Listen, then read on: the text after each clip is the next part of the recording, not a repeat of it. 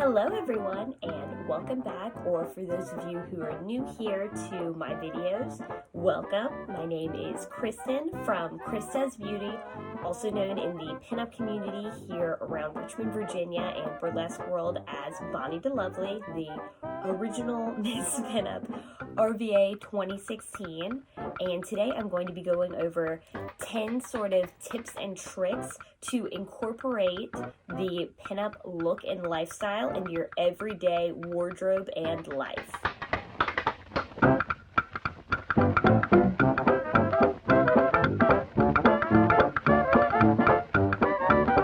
Those of you who are new here, please go ahead and hit the follow button or subscribe, whether we're on Instagram or YouTube here. Just stay tuned and see if you like this. You can go ahead, hit that little like button or leave a comment and let me know what you think about this video. Starting off with number one here, the first essential before we even get into hair, clothes, anything like that. The number one essential, I would say, into really starting to adapt the pinup just look and lifestyle would be going into our makeup. And I'm not even talking about detailed blush, foundation, contouring, anything like that, brows even. I'm mainly just saying start with the basic. Traditionally, it's always seen, we will always see a nice, good cat eye, whether it is dramatic or small, natural looking, and you will always see traditionally red lips. Sometimes you will see pink lips or something of that sort, but red lips are definitely a must as far as makeup. Number two, we have just getting the hair going. You have bandanas are a great option just in the pinup lifestyle. I have a few sort of examples here. A red classic one is always just a good winner. I have one here for Valentine's Day with the little hearts. Got cheetah print, also very pinup, as well as just a classic. You could always use just a black one. This one has roses on it, and just folding it in that triangular part and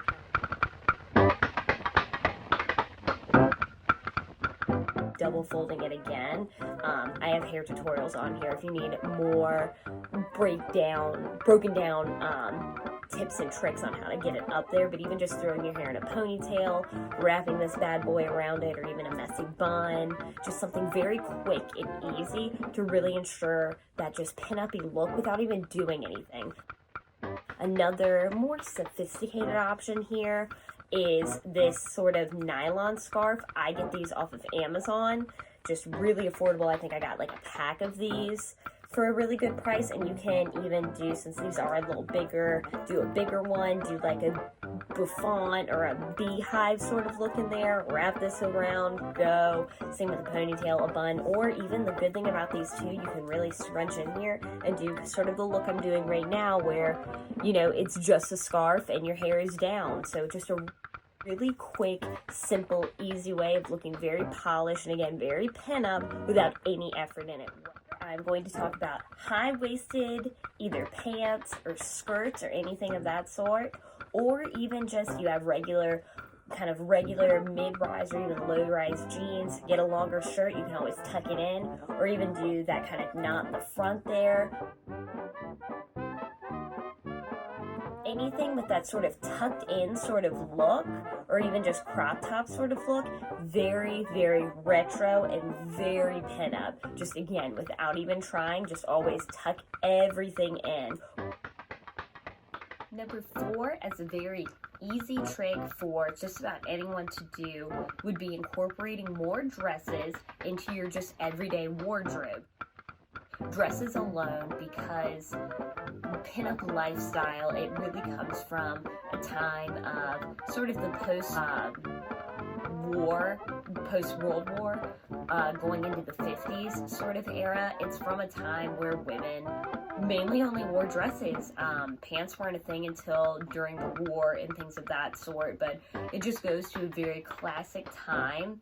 And even just incorporating even something as simple as a good sundress, or you know, going thrifting and just finding very affordable dresses to just adapt into your style, or skirts or anything of that sort, just really calls to that sort of time before pants or anything like that was very incorporated. You'll also find that dresses, at least for me anyway, are a lot easier to wear on the go, because instead of having to put your socks on and your jeans and crawl, or even your leggings or whatever, and then your shirt and your top, you just grab one thing, put it on, out the door. Very easy, very simple. Number 5, something very easy to incorporate would be any sort of accessory. Pinups are notoriously known for their overabundance in accessories sometimes, whether it is a bow or a hair flower, earrings, oversized jewelry, necklaces, bracelets, especially bracelets like cling and things, ring, nails, shoes, any sort of accessory, a purse, a belt, flats, heels, a cardigan, any sort of accessory you can think of is typically a very, very traditional pinup look and can be easily incorporated and adapted into your own daily pinup wardrobe. Number 6, to incorporate into your daily life, even just curls, and I'm not even talking like intricate setting or anything like that, just even taking an iron, going everything back with your curling iron, just some sort of curl to your hair is really going to help incorporate that pinup vintage look, just because pinup hair, it comes from a time where women always set their hair, they always had some sort of curl in it, whether it was a page boy, a wave, poodle look, there was always some sort of just curled look. Women did not walk around with straight hair ever back in the very vintage pinup-y-esque sort of time.